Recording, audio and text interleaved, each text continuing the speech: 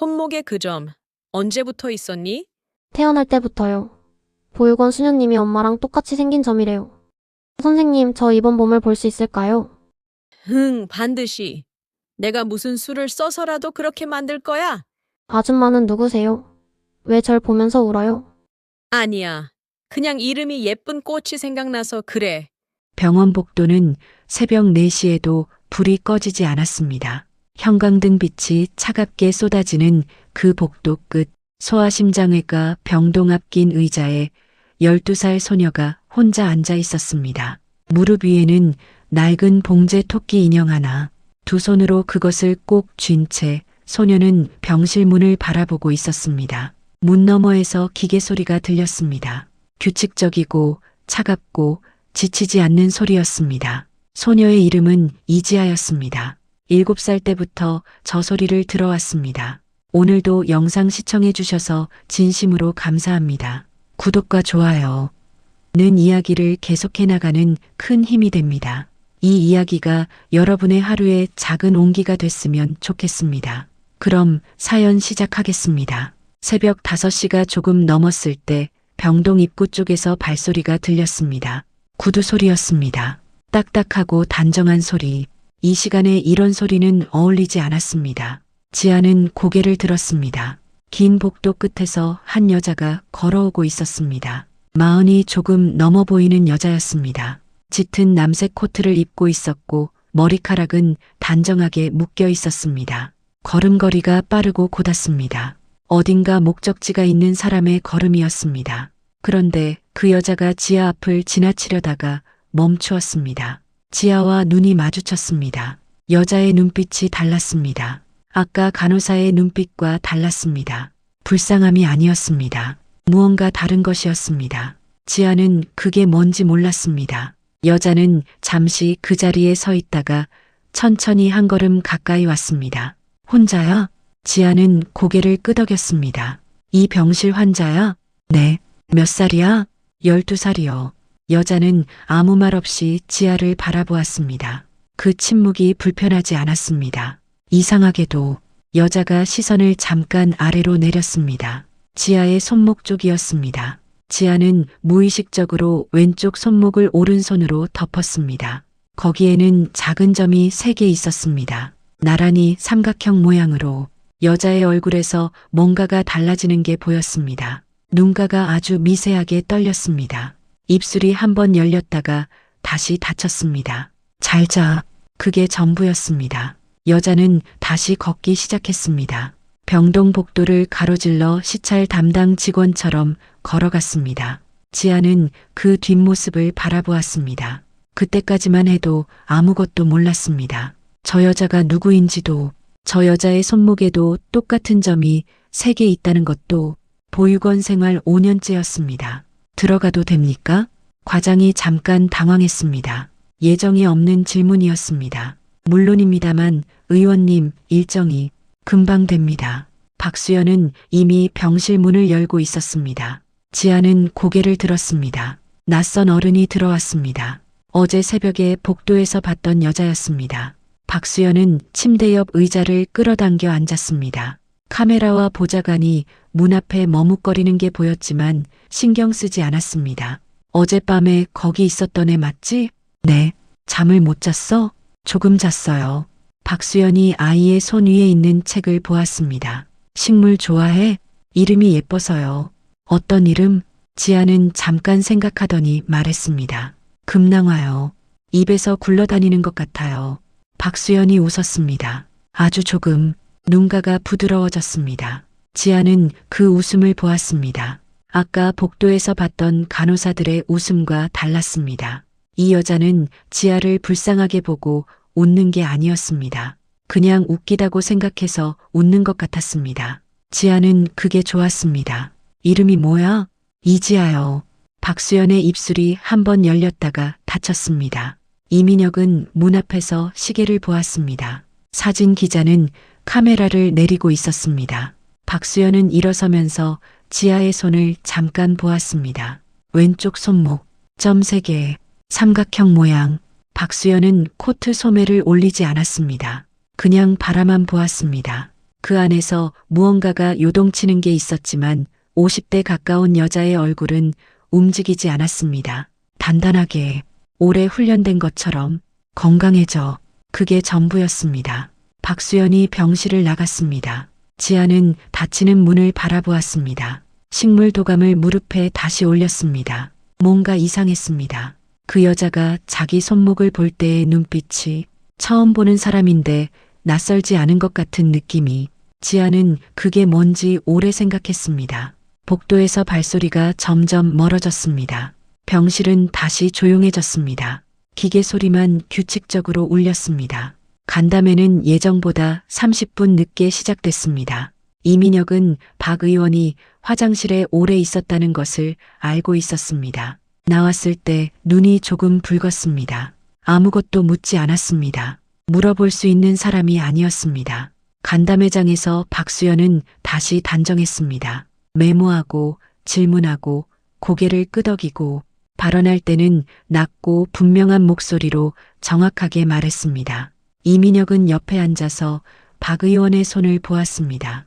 테이블 아래에서 왼쪽 손목을 오른손으로 꼭 쥐고 있었습니다. 무언가를 참고 있는 것처럼, 무언가를 결정하지 못한 것처럼. 그날 저녁 박수연의 사무실에는 불이 오래 켜져 있었습니다. 그날 밤 박수연은 집에 늦게 돌아왔습니다. 국회의원회관 지하 주차장. 오전 11시 박수연이 차에 타려는 순간 누군가 다가왔습니다. 의원님, 잠깐 시간 되십니까?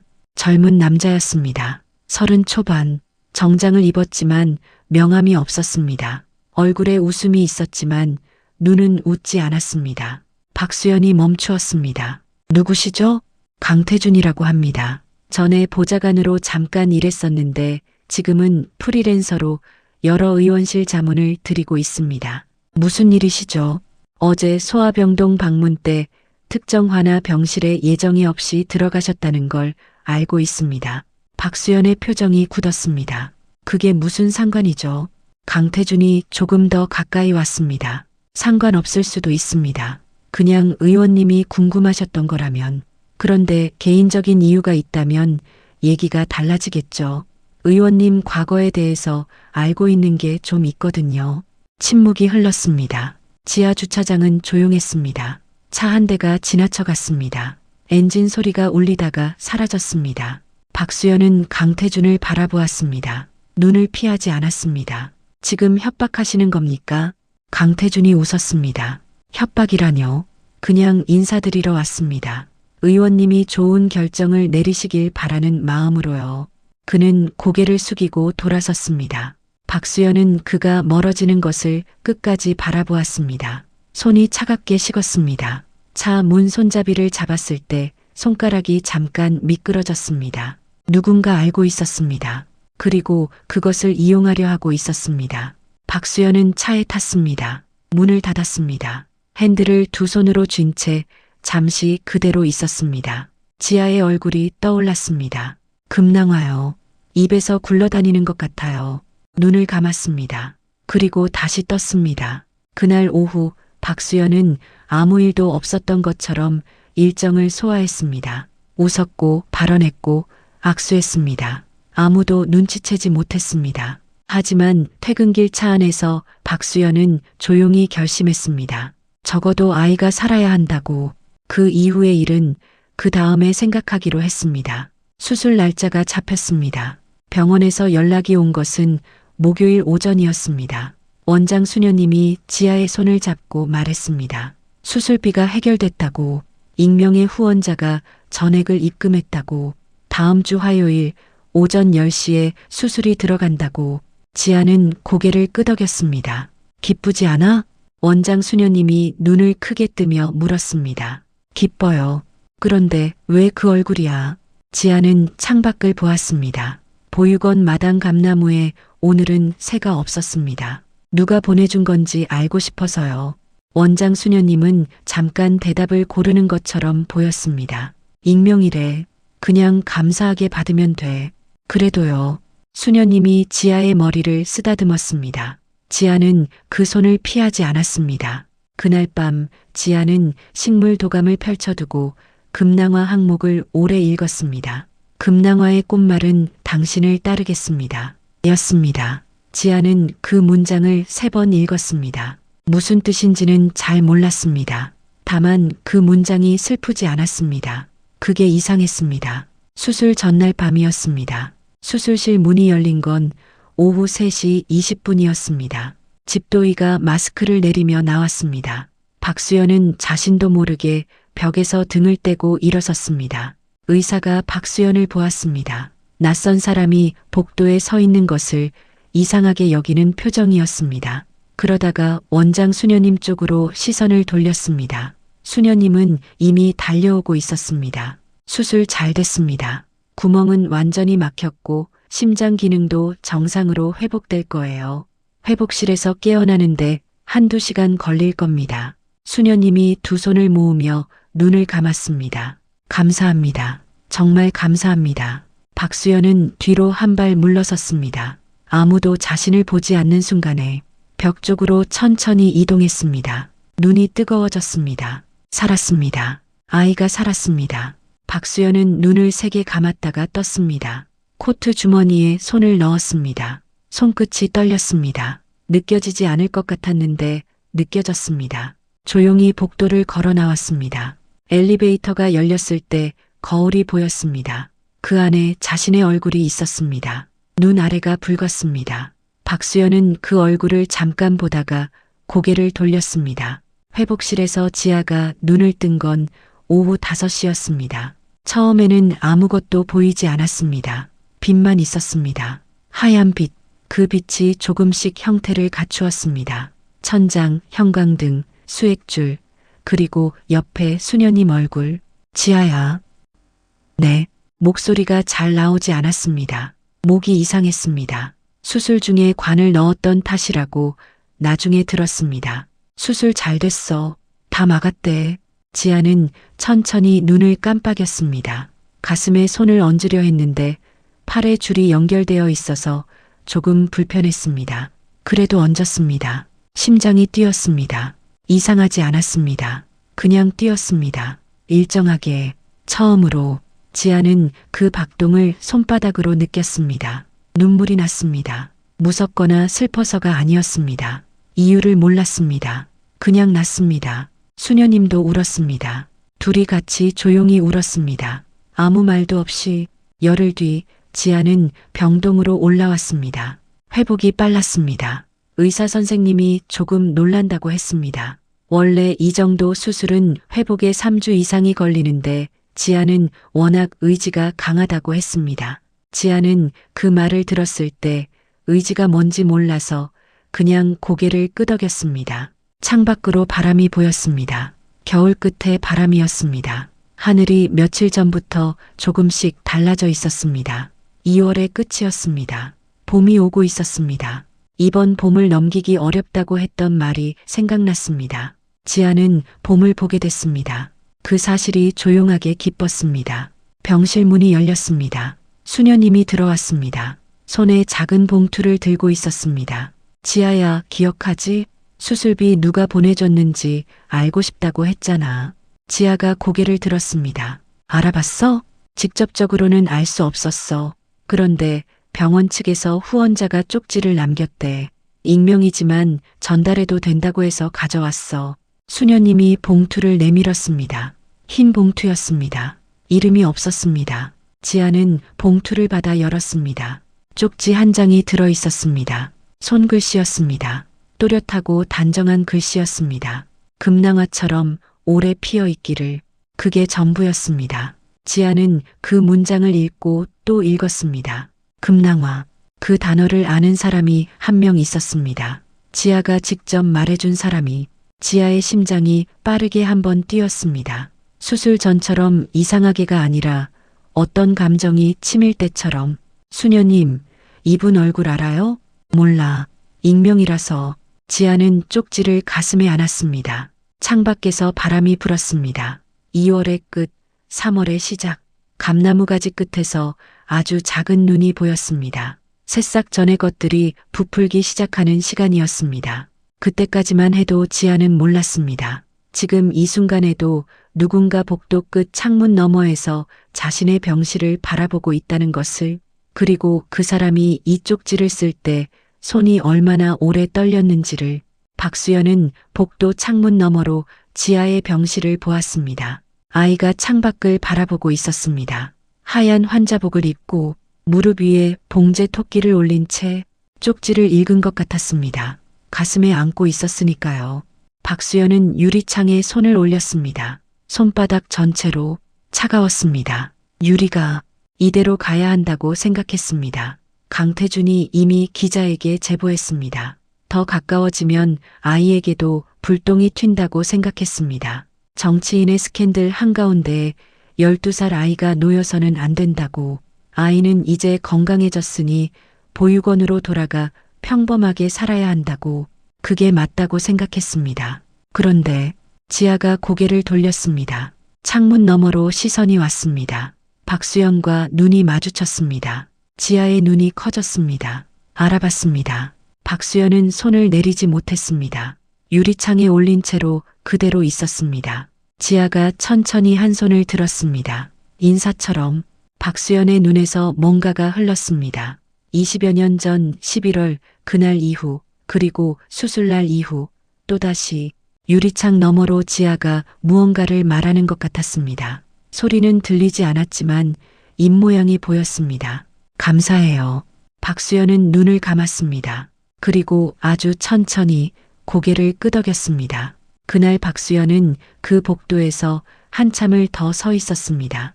엘리베이터를 타야 한다는 것을 알면서도, 내려가야 한다는 것을 알면서도 발이 움직이지 않았습니다. 그것이 도망이었는지 아니면 처음으로 도망치지 않는 것이었는지 박수연은 아직 알지 못했습니다. 강태준의 문자가 또 왔습니다. 언론이 움직이기 시작했습니다. 의원님, 마지막 기회입니다. 박수연은 그 문자를 읽었습니다. 그리고 삭제했습니다. 손이 더 이상 떨리지 않았습니다. 병원 쪽에 기사가 전해진 건 오전 10시였습니다. 원장 수녀님이 지아의 병실에 들어왔을 때 지아는 창밖을 보고 있었습니다. 회복 중이었지만 안색이 많이 좋아져 있었습니다. 뺨에 조금 혈색이 돌았습니다. 이틀 전부터 스스로 걸을 수 있었습니다. 수녀님은 잠깐 지아를 바라보다가 침대 옆에 앉았습니다. 지아야, 할 말이 있어. 지아가 고개를 돌렸습니다. 수녀님은 핸드폰을 꺼내 기사 화면을 보여주었습니다. 지아는 읽었습니다. 천천히. 다 읽고 나서 핸드폰을 돌려주었습니다. 어떻게 생각해? 지아는 잠시 아무 말도 하지 않았습니다. 그분이 맞는 것 같아요. 누가? 금낭화 쪽지 보내준 사람이요. 박 의원님이요. 수녀님이 조용히 숨을 들이켰습니다. 지아야, 그렇다면 이 기사에서 말하는 친자라는 게 모르겠어요. 지아의 목소리는 흔들리지 않았습니다. 모르는데 무서워요? 무섭지 않아요. 화나진 않아? 지아가 창밖을 다시 보았습니다. 감나무의 잎이 돋기 시작했습니다. 아주 작고 연한 잎들이었습니다. 겨우네 가지만 있던 나무에 색이 생겼습니다. 모르는 게 더 무서울 것 같아요. 아는 게 낫겠어요. 어떤 사실이든. 수녀님이 지아의 손을 잡았습니다. 아무 말도 하지 않았습니다. 그 침묵이 답이었습니다. 당대표와의 통화는 길지 않았습니다. 박 의원, 빠르게 부인 성명 내야 해. 이거 끌고 가면 비례 공천에도 영향가. 대표님, 저는 후원 사실은 인정할 생각입니다. 후원이 문제가 아니잖아. 친자 의혹이 문제지. 그 부분은 시간이 필요합니다. 전화 너머에서 한숨이 들렸습니다. 박 의원, 당신 정치 생명이야. 알아들어? 알겠습니다. 박수연은 전화를 끊었습니다. 수녀님은 변호사가 가져온 서류를 박수연에게 내밀었습니다. 박수연은 읽었습니다. 다 읽고 서류를 내려놓았습니다. 잠시 아무 말도 하지 않았습니다. 법무법인 태건이요. 아세요? 알아요. 의원님, 이 의뢰인이 누구인지 혹시 확실하지는 않습니다. 박수연은 눈을 잠깐 감았습니다. 법무법인 태건의 가장 큰 의뢰인은 대건그룹이었습니다. 대건그룹 회장 이준혁, 의료위원회 예산안과 직결된 민간병원 체인을 운영하는 사람이었습니다. 그리고 박수연이 표결에서 반대 입장을 취할 가능성이 높다는 걸 알고 있는 사람이었습니다. 지아를 입양해서 어떻게 쓰려는 것인지 박수연은 바로 알 수 있었습니다. 인질이었습니다. 직접적인 것이 아니더라도 박수연이 가장 건드릴 수 없는 것을 쥐는 것이었습니다. 수녀님, 이 입양 서류 진행하시면 안 됩니다. 수녀님이 박수연을 바라보았습니다. 이유를 알아야 할 것 같은데요. 박수연이 코트 안주머니에서 봉투를 꺼냈습니다. 오래 망설였습니다. 이 순간을 2년 동안 미뤄왔습니다. 봉투를 수녀님 앞에 내려놓았습니다. 유전자 검사 결과입니다. 2년 전에 받았어요. 수녀님이 봉투를 열었습니다. 종이를 꺼내 읽었습니다. 고개를 들었습니다. 두 사람 사이에 긴 침묵이 흘렀습니다. 왜 이제야요? 박수연이 대답하지 않았습니다. 왜 2년 동안? 두려웠습니다. 처음으로 그 말을 했습니다. 누구에게도 하지 않았던 말이었습니다. 두렵다고, 무섭다고, 정치를 시작한 이후로 그 단어를 입 밖에 낸 적이 없었습니다. 수녀님이 조용히 종이를 봉투에 다시 넣었습니다. 지아한테는요. 아직이라는 게 말하실 건가요? 아니면 말해야죠. 박수연의 목소리가 처음으로 조금 갈라졌습니다. 말해야 하는데 어떻게 해야 할지 모르겠습니다. 그 아이가 어떻게 받아들일지, 화가 날지, 상처가 될지, 아니면 아무 감정도 없을지 다 무서워요. 수녀님이 박수연의 손을 덮었습니다. 따뜻했습니다. 지아는 생각보다 강한 아이예요. 알아요. 그리고 생각보다 오래 기다릴 수 있는 아이예요. 그런데 그 기다림에 답이 있어야 해요. 아무것도 없으면 나중에 더 힘들어질 거예요. 박수연이 눈을 감았습니다. 오늘 만날 수 있을까요? 수녀님이 고개를 끄덕였습니다. 지아는 마당에 있었습니다. 감나무 아래 플라스틱 의자를 꺼내놓고 앉아 있었습니다. 무릎 위에 식물 도감, 바람이 불 때마다 연한 잎들이 흔들렸습니다. 수녀님이 다가왔습니다. 혼자가 아니었습니다. 지아가 고개를 들었습니다. 박수연이었습니다. 지아는 책을 무릎 위에 그대로 올린 채 박수연을 바라보았습니다. 박수연도 지아를 바라보았습니다. 수녀님이 조용히 말했습니다. 선생님이 지아한테 할 말씀이 있으시대. 그리고 뒤로 물러섰습니다. 박수연이 천천히 지아 앞에 앉았습니다. 지아와 눈높이가 맞았습니다.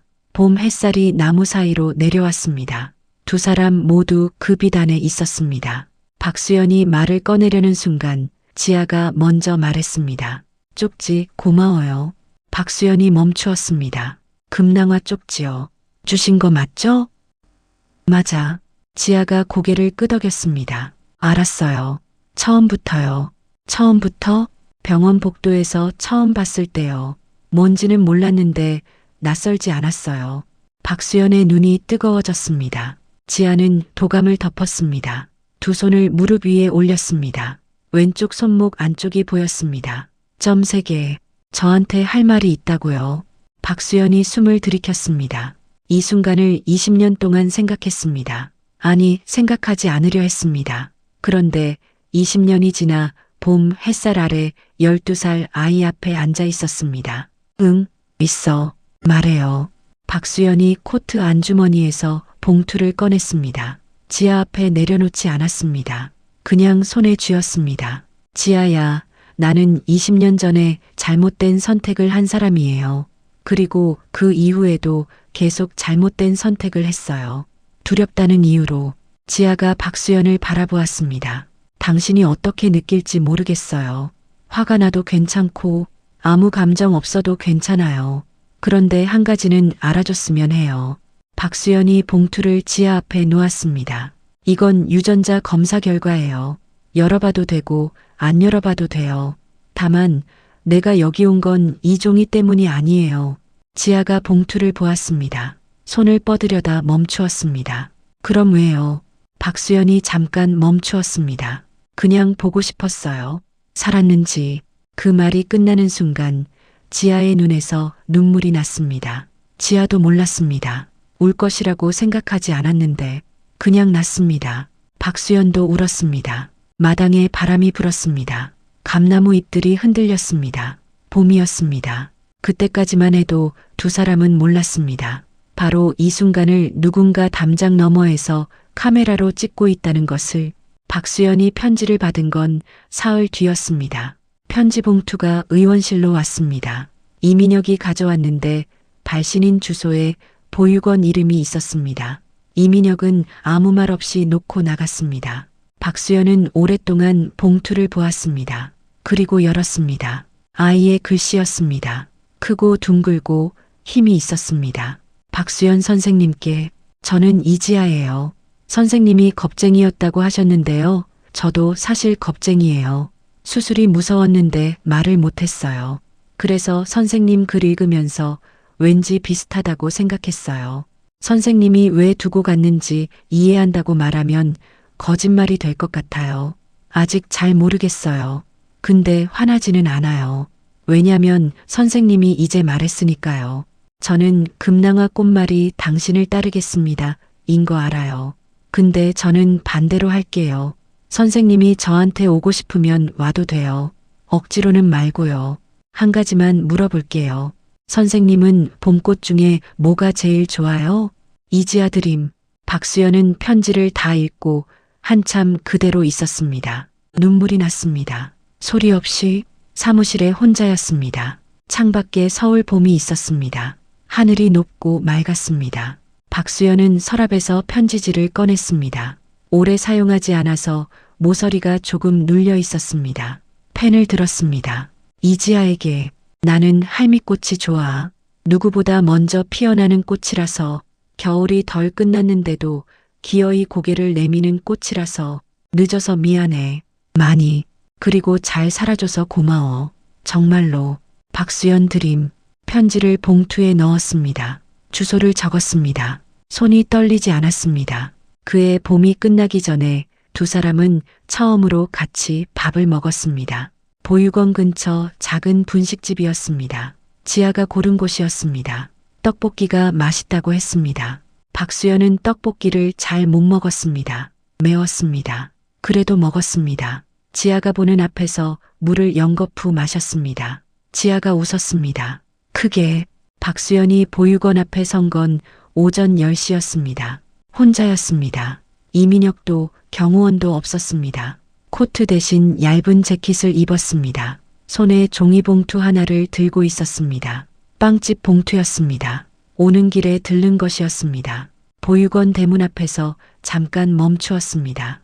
여기 처음 왔을 때는 수녀님에게 연락을 하고 왔습니다. 그 전에는 강태준의 협박이 있었습니다. 그 전에는 수술실 복도였습니다. 그 앞에는 병원 시찰이었습니다. 이번에는 아무 이유가 없었습니다. 그냥 왔습니다. 초인종을 눌렀습니다. 수녀님이 나왔습니다. 박수연을 보고 잠깐 놀란 얼굴이었다가 문을 열어주었습니다. 지아는요? 마당에 있어요. 박수연이 들어갔습니다. 마당 안쪽 감나무 아래 지아가 있었습니다.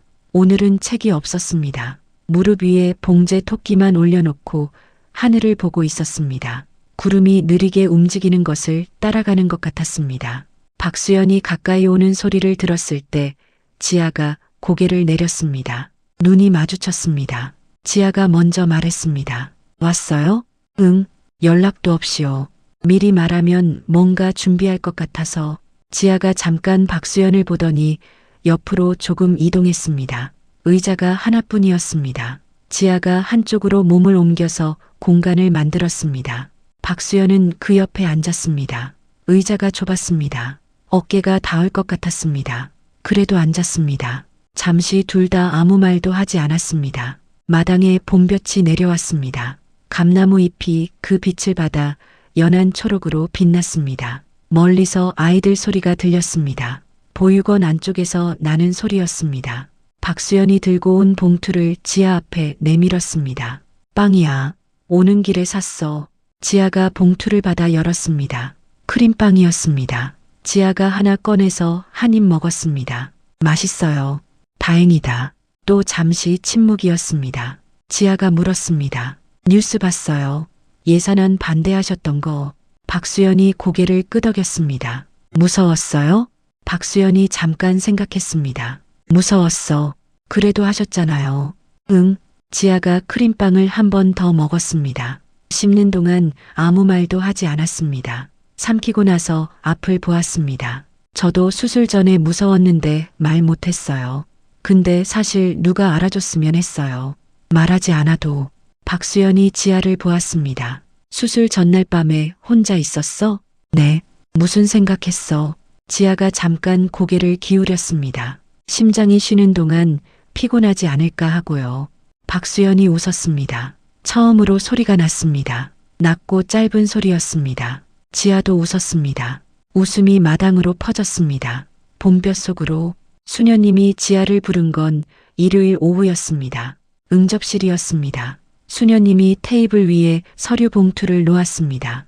법무법인 태건 이름이 적혀 있었습니다. 지아가 그 이름을 보았습니다. 그 변호사 또 왔어요? 아니, 이건 다른 거야.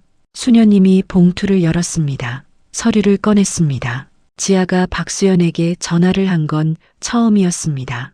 편지를 받은 다음 날 저녁이었습니다. 수녀님에게 번호를 받았습니다. 수녀님은 아무것도 묻지 않고 적어주었습니다. 지아는 보육원 마당 한쪽 구석에 서서 번호를 눌렀습니다. 신호가 갔습니다. 한 번, 두 번, 세 번 받았습니다. 여보세요. 박수연의 목소리였습니다. 낮고 또렷한. 지아가 말했습니다. 저 지아예요. 잠깐 침묵이 흘렀습니다. 응, 알아. 편지 읽었어요. 22년 전에 쓴 거요.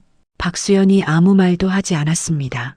지아는 그 침묵이 어떤 침묵인지 알 것 같았습니다. 한 가지만 물어볼게요. 물어봐. 두고 가는 게 포기가 아니기를 바랐다고 썼잖아요. 지금은요? 전화 너머에서 박수연이 숨을 들이켰습니다. 천천히. 오래. 지금은 그 생각이 틀렸다고 생각해. 지아가 눈을 감았습니다. 그래도 괜찮아요. 괜찮지 않아도 돼. 아니요. 괜찮아요. 왜냐면 지아가 눈을 떴습니다. 하늘이 보였습니다. 저녁 하늘이었습니다. 파랗다가 주황으로 바뀌는 중간이었습니다. 이제는 아니잖아요. 전화 너머에서 소리가 들렸습니다. 숨 같기도 하고 울음 같기도 한 소리였습니다. 박수연이 전화기를 들고 어딘가에 앉은 것 같았습니다. 지아는 기다렸습니다. 잠시 후 박수연이 말했습니다. 지아야. 네. 다음 주 토요일에 시간 있어? 있어요. 어디 가고 싶은데 있어? 같이 가게. 지아가 생각했습니다. 잠깐. 식물원이요. 식물원. 꽃 이름 직접 보고 싶어요.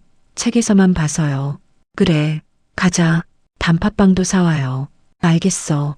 전화가 끊겼습니다. 지아는 핸드폰을 내렸습니다. 마당을 가로질러 걸었습니다. 감나무 아래 의자에 앉았습니다. 하늘이 점점 어두워지고 있었습니다. 별이 하나씩 나왔습니다. 봉제 토끼를 무릎 위에 올렸습니다. 처음으로 기다리는 것이 무겁지 않았습니다. 마이너스. 토요일 아침이었습니다. 박수연이 보육원 앞에 왔을 때 지아가 이미 대문 앞에 서 있었습니다. 코트 주머니에 손을 찌른 채였습니다. 운동화를 신었고 머리카락은 하나로 묶었습니다. 박수연을 보더니 고개를 끄덕였습니다. 인사 같은 것이었습니다. 박수연이 봉투를 들어 보였습니다. 단팥빵 많이 샀어요? 4개. 잘했어요. 식물원은 생각보다 넓었습니다. 지아는 입장하자마자 안내도를 받아들고 꼼꼼히 읽었습니다. 박수연이 옆에서 기다렸습니다. 어디 먼저 가? 할미꽃이요. 할미꽃 있어? 안내도에 있어요. 봄꽃 구역이요. 둘이 걸었습니다. 사람들이 많았습니다. 가족 단위가 많았습니다. 유모차를 끄는 부부, 아이 손을 잡은 아버지, 사진을 찍는 연인들. 지아는 그런 것들을 잘 보지 않았습니다. 꽃들을 보았습니다. 팻말을 보았습니다. 이름을 확인하면서 걸었습니다. 금낭화 앞에서 멈추었습니다. 분홍빛 꽃들이 줄지어 달려 있었습니다. 하트 모양으로 아래를 향해 매달린 꽃들이었습니다. 바람이 불 때마다 줄지어 흔들렸습니다. 지아가 오래 서 있었습니다. 박수연도 옆에서 보았습니다. 예쁘다. 네. 쪽지에 이 꽃 이름 쓴 게 맞았던 것 같아. 지아가 박수연을 보았습니다. 왜요? 오래 달려 있잖아. 쉽게 안 지고. 지아가 다시 꽃을 보았습니다. 꽃말은 당신을 따르겠습니다인데. 알아. 저는 그 꽃말대로 안 할 거예요. 박수연이 지아를 보았습니다. 선생님을 따르는 게 아니라 그냥 같이 가는 거예요. 따르는 거랑 같이 가는 거랑 달라요. 박수연이 한동안 아무 말도 하지 않았습니다. 지아는 태연하게 꽃을 보고 있었습니다. 12살짜리 아이가 심장에 구멍이 있었던, 혼자 기다려온, 무섭다고 말하지 못했던, 그러면서도 한 번도 포기하지 않았던 박수연의 눈이 뜨거워졌습니다. 그래, 목소리가 조금 갈라졌습니다. 같이 가자. 지아가 고개를 끄덕였습니다. 그리고 다시 앞으로 걸었습니다. 다음 팻말을 찾아서 박수연이 따라갔습니다.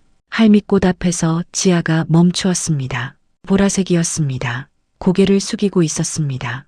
털이 복슬복슬했습니다. 꽃잎이 안을 감싸듯 굽어 있었습니다. 진짜 고개를 숙이고 있네요.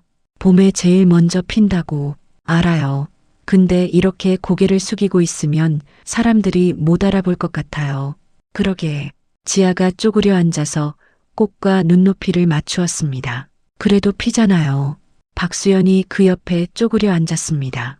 같이 할미꽃을 보았습니다. 보라색 꽃이 바람에 조금 흔들렸습니다. 고개를 숙인 채로 그러면서도 피어 있었습니다. 봄 한가운데에서 버스가 보육원 근처 정류장에 섰습니다. 박수연이 지아의 어깨를 살짝 건드렸습니다. 지아야, 다 왔어. 지아가 눈을 떴습니다. 잠깐 어리둥절한 얼굴이었다가 창밖을 보았습니다. 다 왔어요? 응. 지아가 눈을 비볐습니다. 일어서면서 머리카락이 헝클어졌습니다. 묶었던 게 반쯤 풀려 있었습니다. 버스에서 내렸습니다. 보육원까지 걸어가는 길이 짧았습니다. 두 사람은 나란히 걸었습니다. 아무 말도 하지 않았습니다. 말이 없어도 불편하지 않은 사이가 되어 있었습니다. 언제부터였는지 몰랐습니다. 그냥 그렇게 됐습니다. 보육원 대문 앞이었습니다. 지아가 멈추었습니다. 선생님, 응, 오늘 좋았어요. 박수연이 지아를 보았습니다. 나도. 지아가 대문으로 손을 뻗다가 멈추었습니다. 그리고 돌아섰습니다. 박수연에게 한 발 가까이 왔습니다. 그리고 팔을 들었습니다. 짧게 한 번 박수연의 옆구리 쪽 재킷을 두 손으로 쥐었습니다. 앉는 것도 아니고 그냥 잡는 것이었습니다. 잠깐이었습니다. 2초도 안 됐을 것이었습니다. 그리고 놓았습니다. 대문을 열고 들어갔습니다. 다음에 봐요. 문이 닫혔습니다. 마이너스. 그의 가을, 지아는 식물 도감에 새 페이지를 만들었습니다. 직접 관찰한 꽃들 목록이었습니다. 식물원에서 본 것들, 공원에서 본 것들, 도서관 화단에서 본 것들, 이름과 날짜와 짧은 메모를 적었습니다. 금낭화봄, 분홍색, 줄에 매달린 것처럼 흔들린다.